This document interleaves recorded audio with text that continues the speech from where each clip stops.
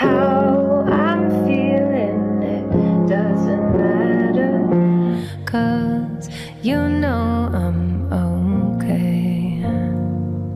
And still There is friend of the morning show, Chantal Kreviazuk, performing what's been called Drake's best intro, which she actually wrote back in 2011. And she, of course, has written hits for everyone, from Gwen Stefani to Kendrick Lamar. Now the Juno and Grammy-winning singer-songwriter is stripping back the spectacle with In My Own Voice, a new album where she revisits songs she helped write through her own lens. And Chantal joins us now. So good to see you. Oh my God, what do you drink in the morning? Do you have, like, what is it? Is it like jazz? Is it like a green tea? Do you really want to know? Yeah. Straight vodka. Right? Something. That's how you get through. That's how you get through the morning. It's just like Lovelyville here. How are you? Good, good. But I'm loving that you have done this. Really? Because we have claimed, we've known you. You are one of our, sources of Canadian pride out there, just killing it and making songs for everybody. And now you're doing it in your own voice. What started that? Was it the Drake, when you did the Drake song again in your own voice, or no? That started this whole thing, or you were doing it before? Well, no. What happened was I met Avril at an event years ago, and I was just pregnant. With what number? My first baby. Okay. And I had kind of like consciously, not consciously decided I wasn't probably going to tour. Like I'm a Manitoba girl. I walked down the aisle, honestly.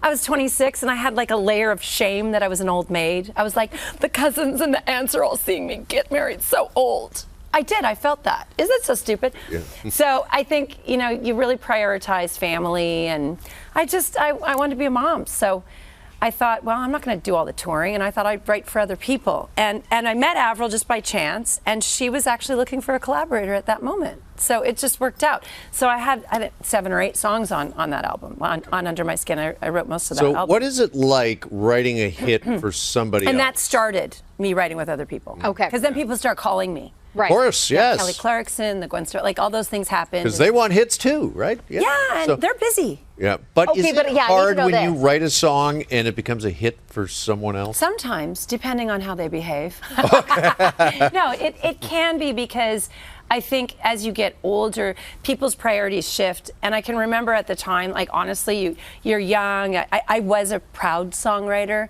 Now I write so much, I don't really care. Like, have it, it's a song. I mean, I shouldn't say that they're nothing. They're not, like, I remember I read something in Rolling Stone, years ago.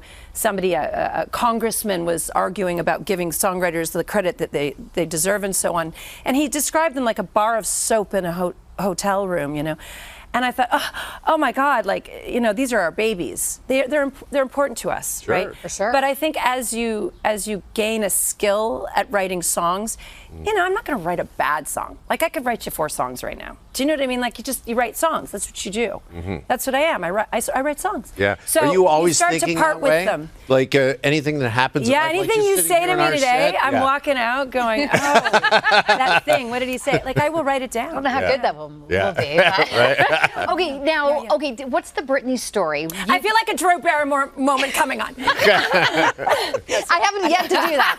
But there's that Britney story. You write what song was it that you wrote for Britney? Oh, with Simon Wilcox, like the most brilliant Canadian woman. She's incredible. I had the opportunity to write with her here in Toronto, actually. We wrote this song called If I'm Dancing. And it's one of my favorites. And the irony that now, I mean, she's obviously having a little bit of a moment here. It's dragging on, but she goes on Instagram and she dances. So it's kind of like, okay, I'm not a clairvoyant, but yeah, we wrote this really cool song called If I'm Dancing. But you had an idea for the song, right, originally? For her to sing it in a... Yes, I did. So what happened was we wrote the song, and it just, often songs just park themselves, and they just, nobody feels it, but I felt that song. I was like, that's a smasheroonie. I knew that song. I'm like a little bit more like an A&R person now. I can say, I can hear that person singing this song. And then it's like, who knows that person?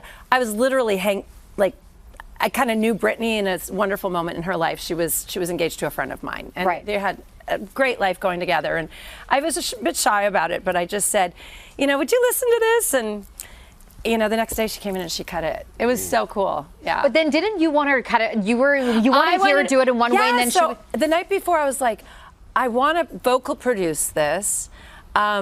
in a way where she would sing it the way that Marilyn sang to, the president. JFK. Yeah, to JFK. And so I said that to her. I was like, Britney, do you mind just starting out? Can you sing it like, kind of like, happy birthday, And she's like, oh yeah, I love that idea. And I could just really hear her going, if I'm dancing, like, I just had it all in my head. So she did it that way a couple times. It was great. And then she goes, and she's like a Southern belle, she's very sweet. And she just said, Chantal, do you mind? Can I just sing it kind of a little bit like, can I try it now, like how I would do it? And I was like, oh my God, yeah, like you're Britney Spears. Like, Yeah. I was so humbled, And then she sang it, and I realized in that moment, it's like, she has an amazing voice. Like she does. I mean, you could say what you want, like whether it's Bob Dylan or Neil Young. People have, they're not a good singer. It's like, shut your pie hole. They can sing. They're in your veins. Like they're an iconic voice, right? It's an ear. Yeah. And so the texture or tone of their voice is something. It's just like in the pop culture now. Like it's in the tapestry of our culture, and Britney's voice is too. All right. Well, listen, speaking of voices, you can hear Chantal in her own voice with In My Own Voice, which is available for streaming right now. Every time we have you on, it goes by like the blink of an eye. 2000. Like that. I'm sure you tell that to all the. Great to see you.